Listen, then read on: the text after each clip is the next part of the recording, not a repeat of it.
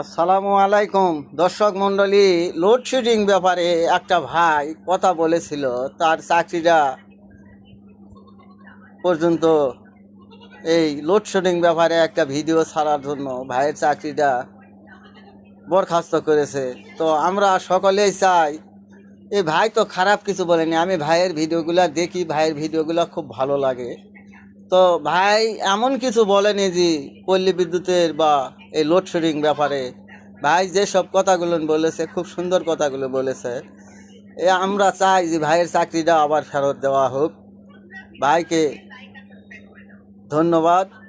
আর এই ভাইয়ের চাকরিটা ফেরত অতি শীঘ্রই যেন ভাইয়ের হয়ে আমরা অনুরোধ করতেছি, ভাইয়ের চাকরিটা যেন পুনরায় আবার ফেরত দেয়। তো এই বলে আমার ভিডিওটা শেষ করলাম। আর সত্য কথা বললে এ দেশে ভাত নেই। সত্য কথা বলা মানে ভাত পাবেন না, আপনাকে বিনে বিনে কানতে হবে। তাই সত্য কথা বলা যাবে না, সত্য দেশ নাই।